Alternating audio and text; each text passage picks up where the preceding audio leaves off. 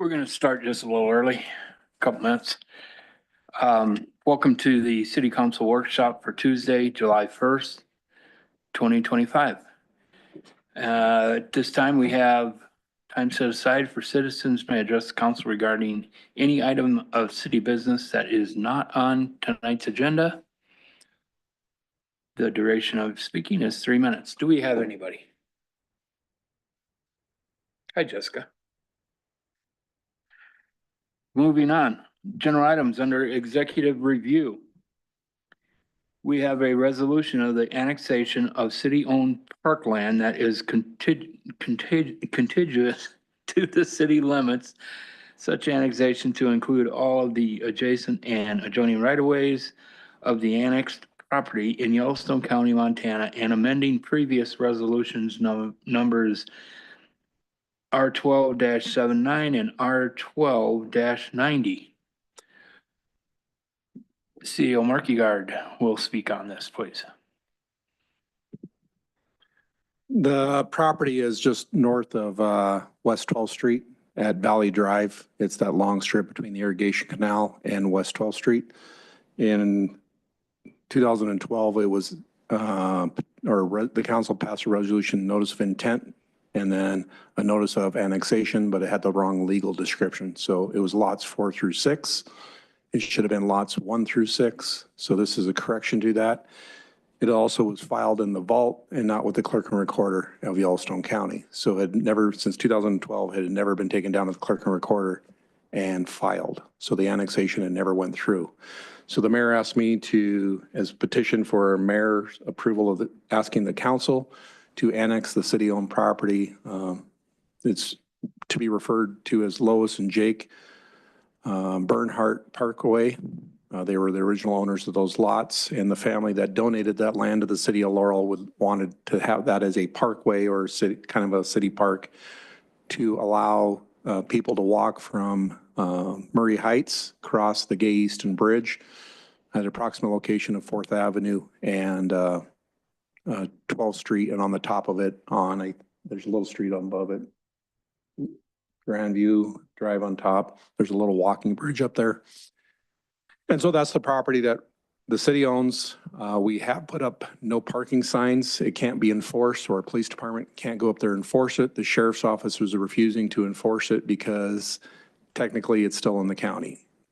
So the mayor like to have the property annexed and the adjacent right-of-ways annexed where there's actually some road that is still in county purview. We did put a water line in through that right away. Got a county permit to do so when we did that, and we did connected Valley Drive over to 4th Avenue with a water line. So there's fire hydrants in there, there's water in there, but we'd like to annex that in. So this is correction of 2012. We'd like the council to consider it as a petition by the mayor to the council to annex that city property. Questions?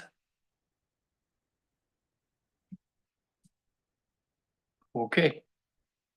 Next, we have an ambulance resolution, and Chief Kurchuk is visiting her son in Washington, so she wouldn't be here.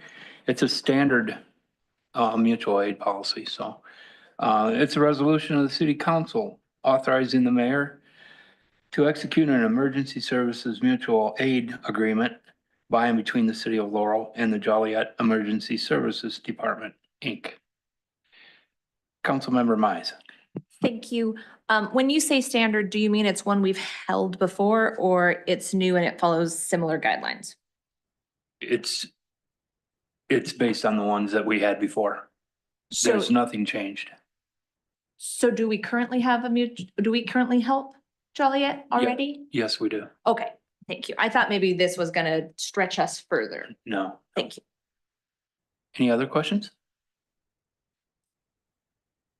Next, we have a police resolution, a resolution approving a memorandum of understanding by and between the City of Laurel and Local Union 303, American Federation of State, County, and Municipal Employees, AFSCME. We have President Jessica here.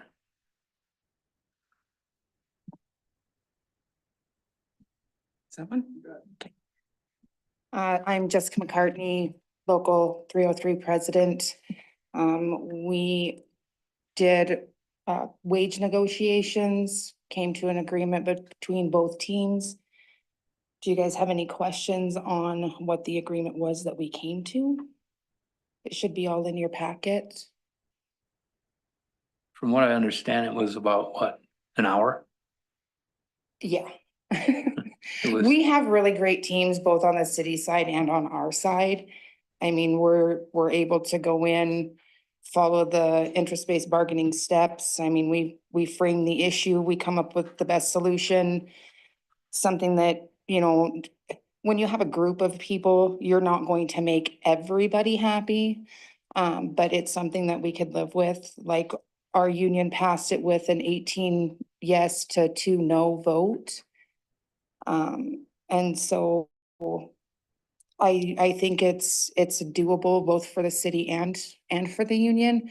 And now we don't come back to the table on with this, the contract will be in effect until, June 30th of 2027.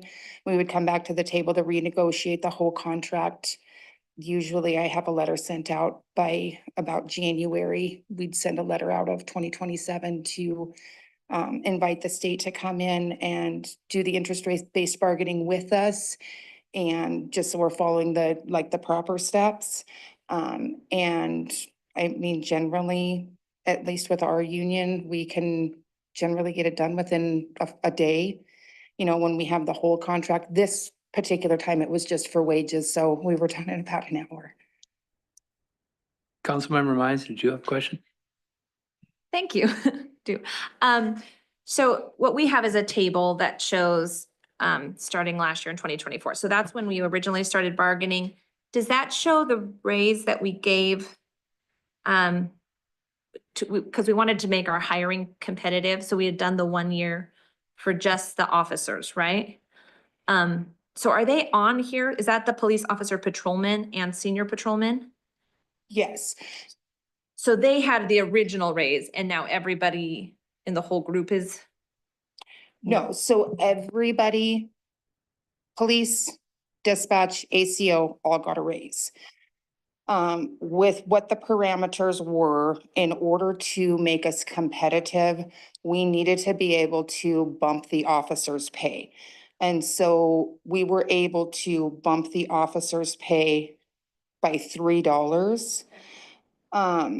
And then through our negotiations with the city and everything else, they allowed us to do 12% over 3 years. So for officers on year 1, they were at about 10.5%. Dispatch was at 6%, and ACO was at 8%. And so that allowed 1.5% for officers, 6% for dispatch, 4% for ACO. And we collectively, our solution to everything was to take the 1.5% for officers, 6% for dispatch, 4% for ACO on today effectively through June 30th of 2027. So we would take that percentage raise this year and take a 0% in the 3rd year. so it still is 12% over the 3 years. It's- You yes. just split it by kind of Yeah. piling it on Yep. now and Yep. then nothing next year. Thank you Yes. very much. That Yes. helps. Any other questions? I was not on negotiations, but Matt and Kelly said Jessica is just wonderful to work with. She doesn't argue. They both teams just discuss. There's not your typical union arguing. Well, that's part of the beauty of doing the interest-based bargaining, Mayor, is you're able to actually go in and have a candid conversation and go in and discuss back and forth, what's the expectation? You know, everybody wants more money, but at the end of the day, it comes down to, we're funded out of the general fund. You know, it really truly depends on what the people can afford as well. You know, and you have to go into it with a realistic expectation that you know, if I come in and I say, we want 20% this year, the negotiations are done. Like, we sometimes have to be creative rather than necessarily taking a wage increase. We get like 8 hours of extra personal time or 8 hours of a floating holiday somewhere. I mean, we work back and forth on what we can do so it's not all just on the citizens' taxpayer dollars. I mean, we are really quite inventive. And obviously, we couldn't do that this time because it had been priorly negotiated that we would only talk wages. Anyone else? Thank you, Jessica. Next, we have another police resolution, a resolution of the city council authorizing the mayor to execute an agreement between the city of Laurel and the Yellowstone Valley Animal Shelter for the provision of animal shelter services. There he is. Good evening, everyone. So this is our contract with the police department and the animal shelter. The only thing that's different in this one compared to the one from last year is if you look at line one, the difference in that is the dates. Instead of the 2024, it is now 2025 up to 2026. And then the second change is line 11.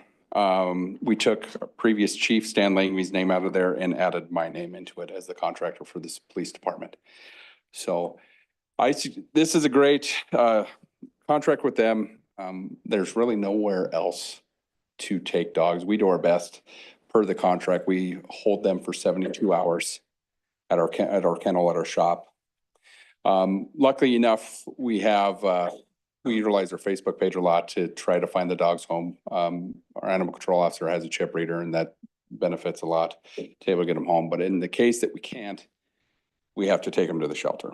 And then, of course, if you look at all the lines, all the numbers through there, we have to go by all the negotiations and the criteria that, you know, the animal shelter has put into place as well.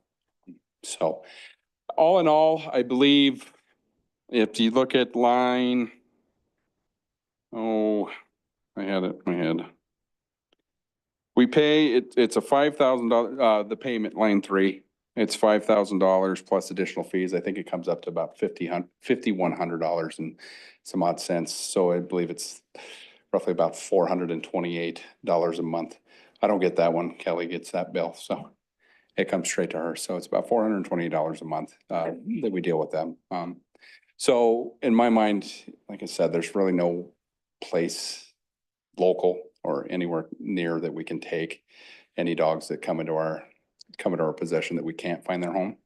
So we utilize, and it's not like we go, I think Joel, our animal control officer, a few times a month that he'll have to take any dog to the shelter there. So I recommend that we can, if I can say, continue with it. I mean, it's a great partnership. Again, we just don't have the resources anywhere here or within our police department to handle dogs outside of a 72-hour window. So That's like 1 or 20 a month. There's no limit. yeah, we just have to, if you look into there, we can take as many as we can. If we come into, hopefully we don't, knock on wood, we don't come into the situation where there's 10 or more dogs.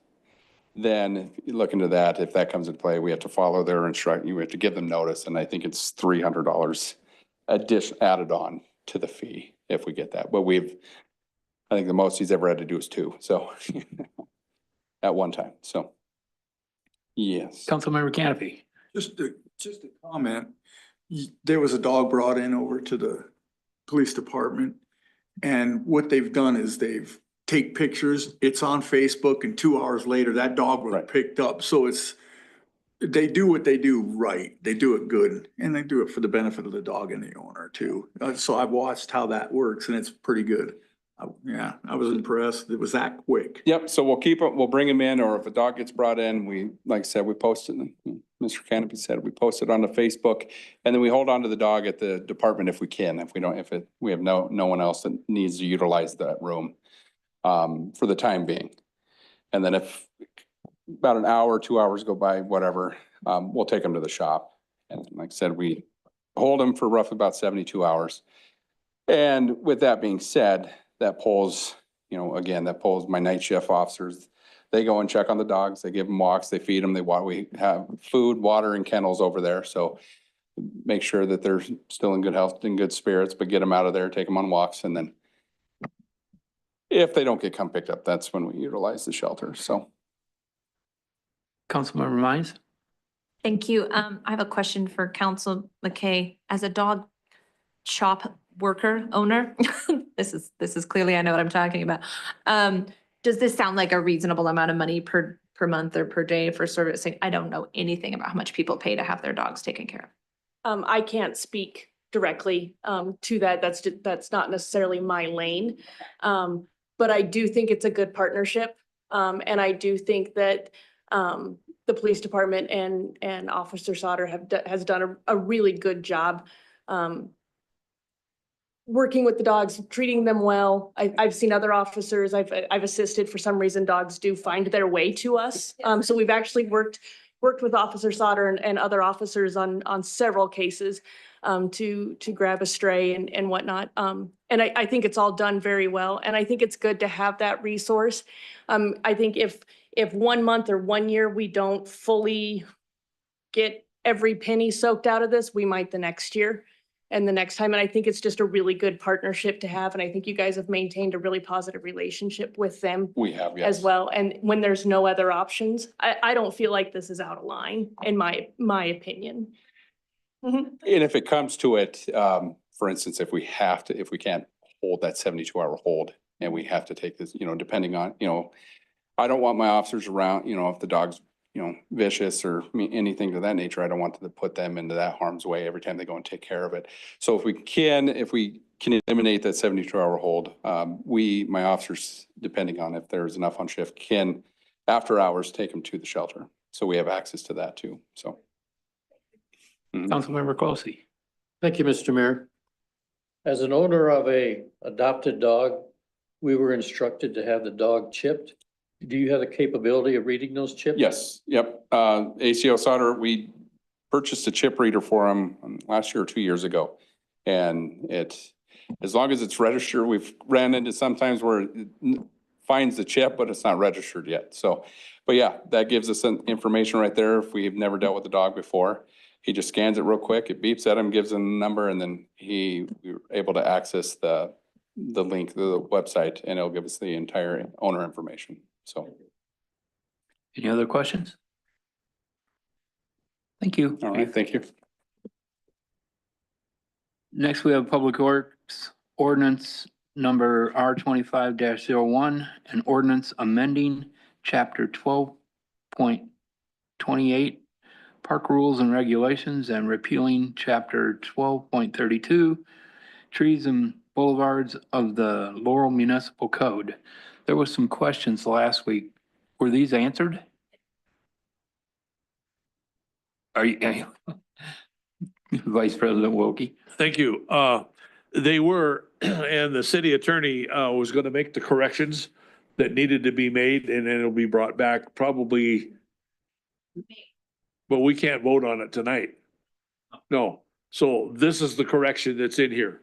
Excellent, that's what we were looking for. So if everything is like we discussed, it can be brought back for vote next year. Go ahead. Councilmember Mize? Thank you. The major thing is we just wanted to slightly change the number of people on our board, and it's been corrected in this draft. Thank you. Any other questions? Okay. Moving on to council issues.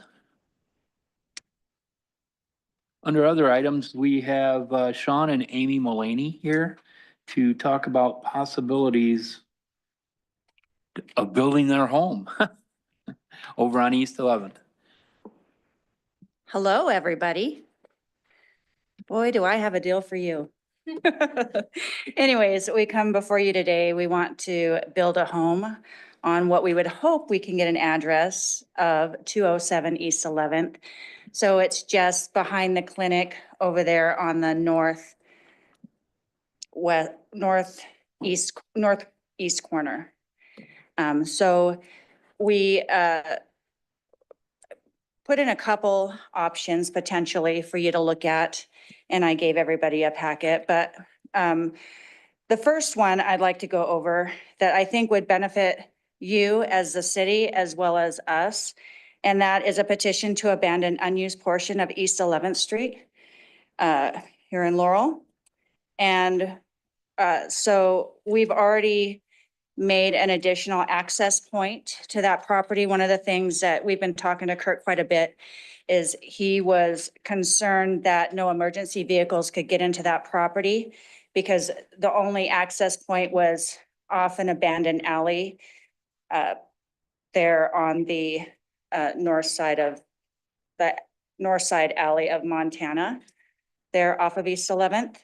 Well, we've culverted the ditch and we made an access into it. So now emergency vehicles can get into that property. We've also gotten permission from the Nutting Drain Company to culvert on through there, clean up all that area, and then we can build a bigger road. The other thing is that if you abandon that street, if the city were to approve the abandonment, it would relieve the city from any future costs associated with maintaining, grading, snow removal, or upgrading this portion of the street. Improved utility access, vacating the right-of-way would potentially provide us with better access to connect to city water and sewer in a more direct and cost-effective manner. It'll help avoid unnecessary street improvement requirements. Given that we are the only home accessing this segment, we feel that it is undue burden to be required to complete costly street improvements such as curb and gutter for a non-essential low traffic section. And the property address assignment, this change would also allow us to finalize and officially assign the address of 207 East 11th Street. So right to the south of us is 208 East 11th, and they have alley access. So that was my first proposal. Wouldn't you have to be an even number on that side? Yeah, we would be an even, no. We would be an odd number. Across Yeah. the street is 208, so Mhm. we would be 207. Oh, you're taking, I was looking at the alley. Okay. Okay, yeah. So the next thing is we really want to get the address of 207 East 11th. So I know that we have to bring that before the board to get, or before the city council, get approval for that. If the council doesn't want to approve the abandonment of East 11th, we would ask that maybe you'd perhaps grant us a variance. And so our property is the only one currently accessed by this section of East 11th. As such, the installation of curb and gutter would serve no broader public use at this time and would represent a significant cost with minimal benefit. We have already constructed a secondary access point to our property, which is fully accessible by emergency vehicles. This additional access helps ensure public safety needs, or that public safety needs are met regardless of future infrastructure improvements. And should the city choose to extend East 11th Street to connect with Great Northern in the future, we fully support that vision and understand that the infrastructure upgrades, including curb, gutter, and paving, would likely be completed through a special improvement district, SID. In that case, we are more than willing to pay our equitable share of the cost as part of that future development. Questions? Councilmember Banks.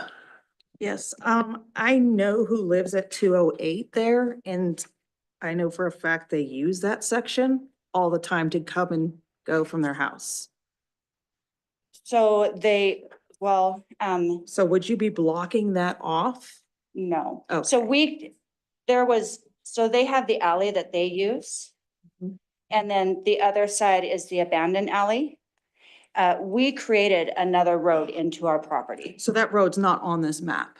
No, it's Okay. brush. So what you're talking about is the road that's not on the map. Yes. There's a little red dot underneath the square. All that brush is gone now, and that's gravel entryway. Okay. So technically it wasn't part of the road and now it is? Yeah. Well, it always was platted. It was never developed. Gotcha.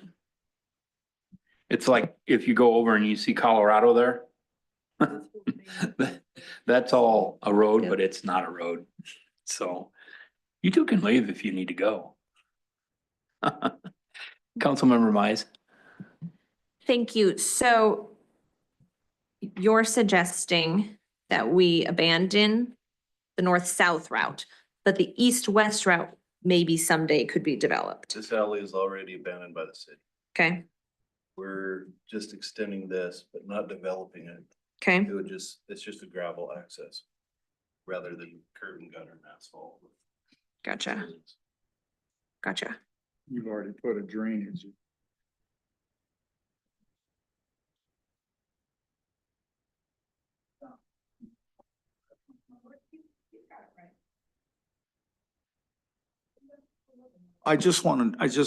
Is there gonna be a culvert? In the that- nutting drain, Yeah, we have permission from the nutting ditch company to put a culvert. okay. It was supposed to be done already. The rains this summer have backed all of the excavation companies up. So, Councilmember Mize. thank you, I'm sorry. So it looks like there's a lot of kind of undeveloped area in and around here. Is there a way to both allow them to develop and move forward with what they're doing and also allow the city future development in some of this other properties that were grandfathered in before they were subdivided, but may need to be? Everything you're pointing at is county. They're That's a county. long county That's a finger. county. And so it's gonna be a long time before that's developed, because nobody wants to annex in. Okay, Councilmember McKay. Thank you. Can you come over here and point to me what you pointed to Councilmember Mize? So you're wanting to vacate what? So this is First Avenue over here. and This Yes. is the clinic. Yes, So it stops right here. This house has an address of East 11th, but it has no street. okay, I have extended the street this far. I intend to extend it this far eventually. But now I have access from East 11th through here. I also have access through this abandoned alley okay, to my property. okay. So But this request then would be for the city to abandon this portion That to let you portion. do what you need to do? Yeah.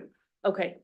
The other sorry, can I follow up on that? Yes. Okay, so then the other option would be if we chose not to abandon that, you would like the city to make it a decent street with curb and gutter? no. No. We would just like a variance.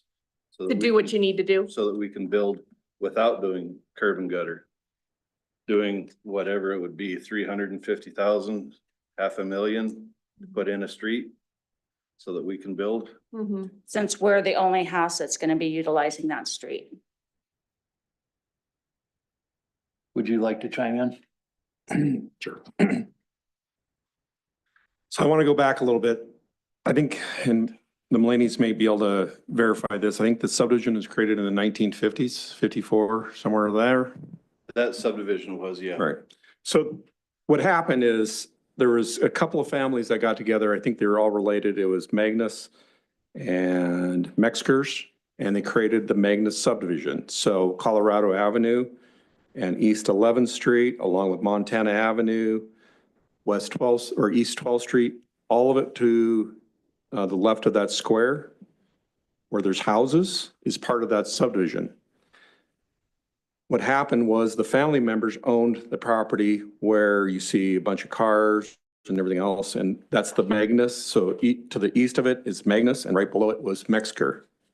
And if everybody understands where the Metzger property is, it was an auto body. And then above it was Magnus, and he ran kind of a tree business out of there. He was a tree trimmer in Laurel. He trimmed a lot of trees in this town, and we used him as a city. He has passed away. His family, I believe his wife is maybe not even no longer living there. And then up above West 12th Street, there was other family members that own land up there. So what has happened is Colorado Avenue, as the city expanded and we got Montana, we got curb gutter, we got stormwater evaluation. They covered the Nutting Drain District. So the Nutting Drain used to pop out right on First Avenue. And it extended through there. If you see old aerial maps, They put a street next to the Nutting Drain, and eventually the neighborhood passed a special improvement district to bury it. So the city didn't come up with any expenses. The neighborhood decided that they didn't want that open ditch.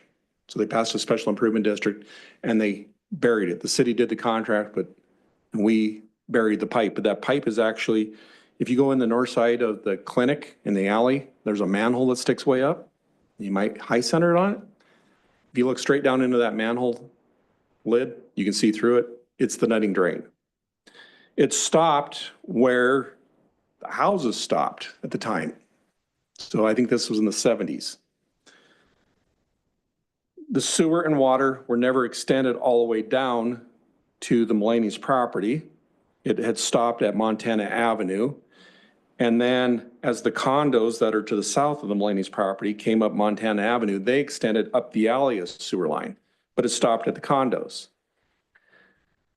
About 10 years ago, I extended a sewer manhole from Montana Avenue over and down to the one behind the condos because we were having flow problems. Sewer was installed going uphill, and sewer doesn't flow uphill. So we were up there monthly cleaning the sewer line out. It went up 8 inches. But at the time, when those houses were built in 1978, there was no, those condos didn't exist. So there was no sewer line for them to gravity feed that way. So they went the other way. And unfortunately, they went uphill 8 inches. So we were constantly doing that, cleaning it out. When I came on the city, I questioned, why are we doing that? We found out the sewer is flowing uphill 8 inches. Essentially, it was a septic tank. The city council agreed to correct that, and we spent about $150,000 and ran the sewer the other way. No, I think it was only 30-some thousand. We ran the sewer the other way and connected it behind the condos. In the meantime, the property at 208, I believe the Mulaney's, you've owned it before? We owned everything behind the clinic. Yeah. So Sean's dad and they owned a lot of that property up there. The land was sold, the people, it was, won't name names, but that person came in and asked for a variance not to improve East 11th. And I think you've got that from the Mulaney's last week, after the meeting was over. They had given you a copy of that resolution where that person was granted that. Again, then it followed up again with another variance request with a different property owner because that variance, I think it had expired. They're usually only good for about 3 years. Another person applied for that. They got it, decided not to build, sold it.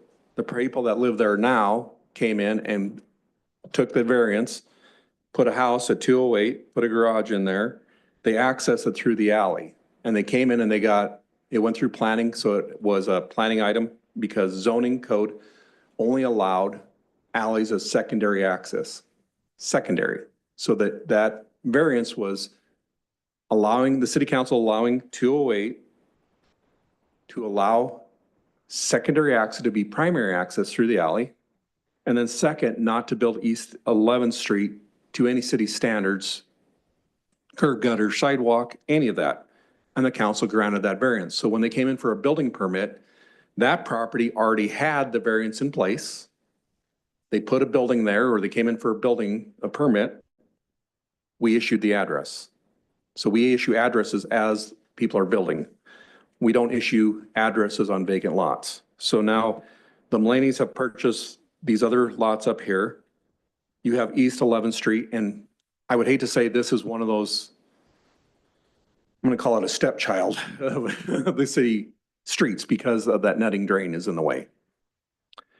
So it was the same issue though when East 11th Street over by the clinic there was a ditch, and the people in that neighborhood passed a special improvement district. And the Mulaney's have it in their letter said that they would be in favor of a special improvement district if the city actually wanted to build that street. So you have it in writing that they would like to do that.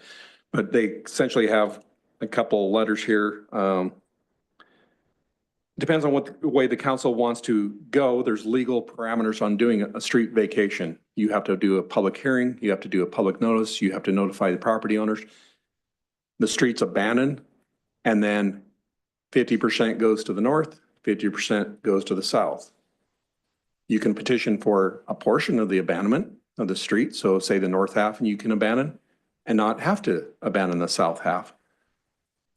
You can go through that process.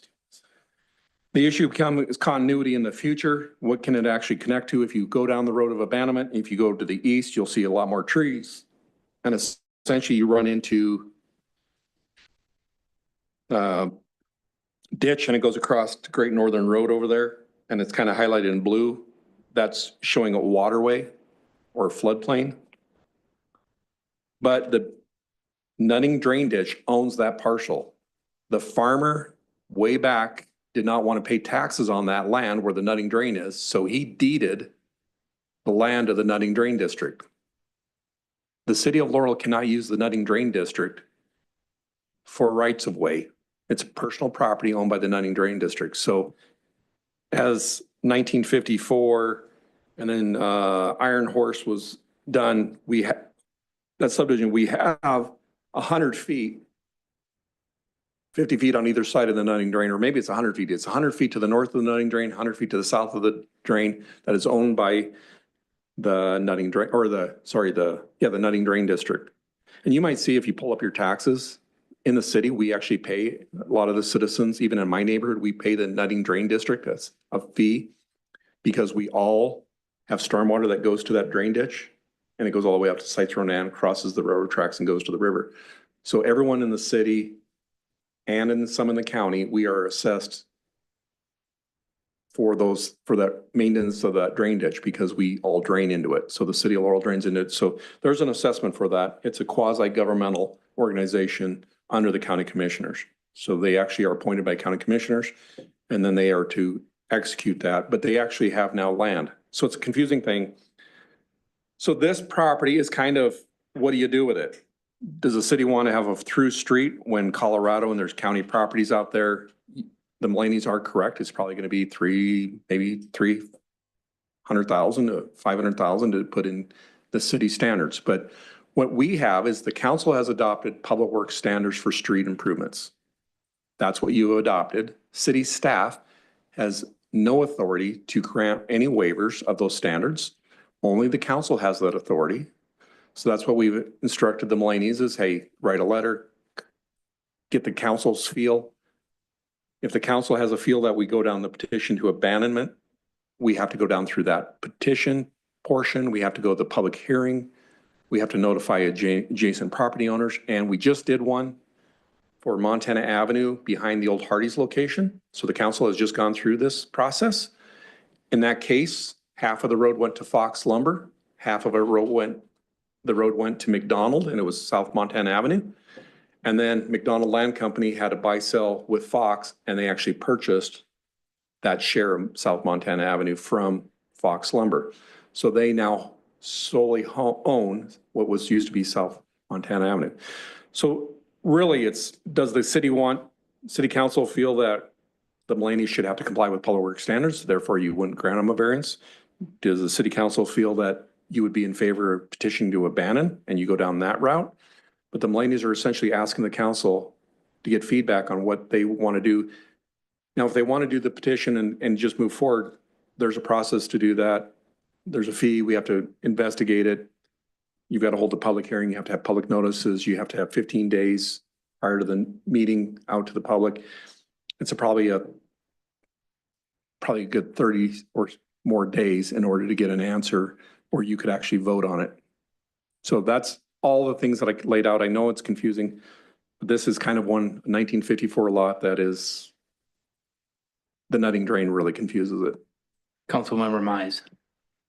Thank you. When we start discussing variances, are we then saying that we will take the burden as a city to get all of the improvements of the road up to code? Are we saying we're all comfortable, the council's comfortable, the city's council with that, comfortable with that just being a gravel road for a while? Indefinitely until maybe more subdivisions go in? When you grant a variance, you don't hold them to any standard.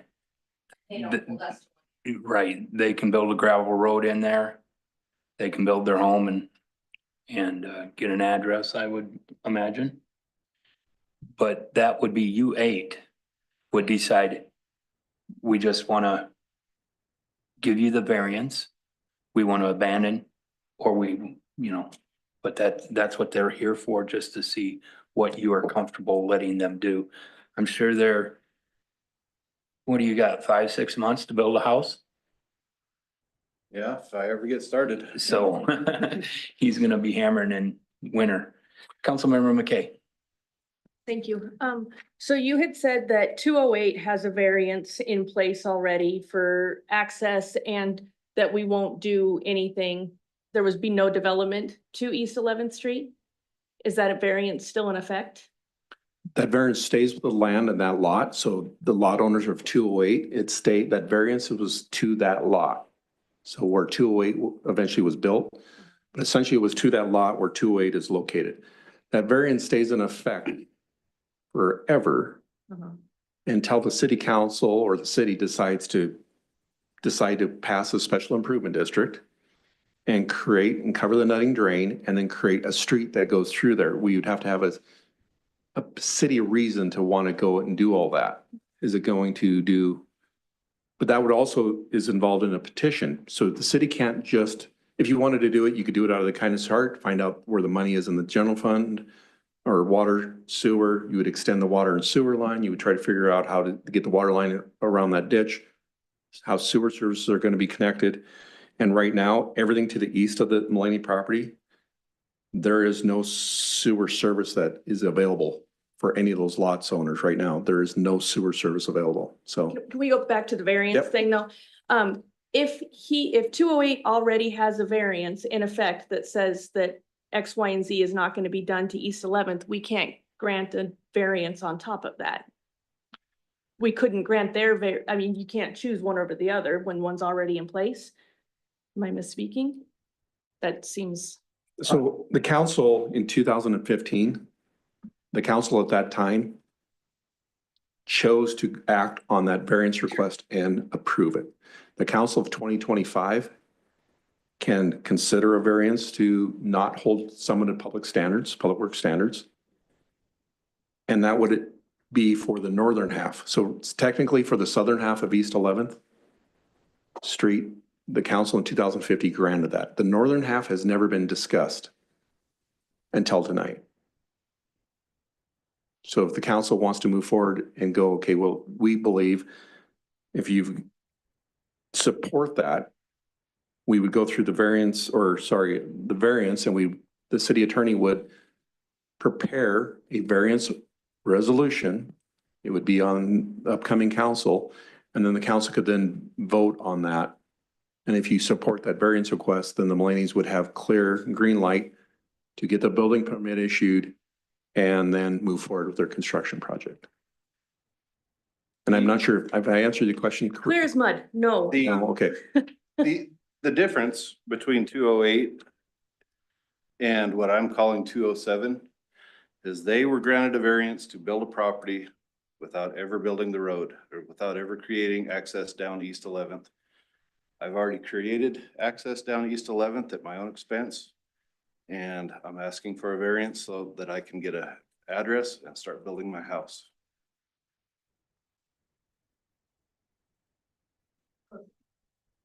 So the variance would just be for the north half of East 11th, correct? You already have one for the south Yeah. half. So this would be a variance for the north half, that the street essentially is going to be, the north and south half are then having a variance on all of it. Okay, thank you. Councilmember Mize. I think of the two options in front of us. I'm personally more comfortable with a variance than I am with just abandoning the street without knowing what the future holds. But I would be open to us having an actual variance to vote on. I don't know how others are feeling. Motion, we just get a consensus. Councilmember McKay. I just ask one more question before we move forward on that. So because, maybe I misunderstood, but because this is nutting drain and it goes into this floodplain, could the road ever be finished anyway? Because I thought you said we couldn't build on the nutting drain property. So is it even a moot point to discuss it ever possibly going further? You could approach the Nutting Drain District and purchase the right of way for the street to connect into Great Northern Drive. Absolutely 100%, you could move forward and approach the Nutting Drain District board members approved by the county commissioners to get a right of way to tie into Great Northern Road. It's kind of an eschewed intersection, but there's enough room in there that if I think believes there's 200 feet in there, you could make a road all the way through. So Councilmember Closey. Thank you, Mr. Mayor. From all the questions that have been asked and comments, it seems like we're kind of in agreement to cooperate with these people. Which is the fastest way to get them a building permit to get started? Have the city attorney prepare a resolution of a variance for public improvements on East 11th Street. That could be voted on next week. Yes, it would. Then I'd like to make a motion. No, you don't have to make a motion. All right. If there's a consensus of at least 5 of the council members that are thinking that way, we can do a head nod. Do you think if that's the way the issue is we have a city attorney that's going to prepare that, or we tell the Mullaneys as council, you don't think you're going to be in favor of that. And then the Mullaneys we can go through with the variant or the abandonment process, but that's probably a 4 to 6 week process, just like we had to do public hearings, public notice. If you want to move the fastest, we have the city attorney write up the resolution, a variance, the same thing that we did that the Mullaneys had given you the other night, and we vote on it next Tuesday. And then you do have an understanding at the council at that point, how that the Mullaneys will find out next Tuesday, how you actually all feel by your vote. So if we think that we should do that, we can have and the mayor agrees, we get the city attorney to write that variance resolution. Vice President Wilkie. Thank you. I would like to just have a show of hands of how many of us would rather go this variance route rather than go through the cumbersome part of this to abandon some ground. I think it's simpler, easier for the city attorney to accommodate and can get these folks to moving dirt faster. Just show of hands. Those approve? Okay. We'll go that way. Councilmember Mines. Thank you. Is their appeal for the address going to be up next week as well? Or does that come later? The council doesn't do addresses. The building official that you just appointed, I think, last week, Jason, it works with the county. So there's the county GIS sets the address, the county sets addresses, but GIS department sets the county. The building department sets our addresses. So what happens in a subdivision, they got a bunch of lots. They just have block 6, lot 7, like this is, or whatever it is of that subdivision. Once, say there is public streets and sidewalks and all that, the building official gets a permit to do a house. He goes through the plans. He then issues the address. He notifies the county so they can put it on GIS. So if you see this has created a map by the GIS department. Alyssa down at county adds the address. We issue the address, county verifies it and sticks it on the map. Okay. And I thought I was gonna have to bring cookies next week, but I might still do it. Any other items? And I would just like to thank the council for the consideration. I met with Amy yesterday. I wanted to kind of help them out as well. I asked her for the letter for you guys and to fast track this. They did submit building plans yesterday. Our building official is already starting to review them. Essentially, he can't issue that until he has the council's vote.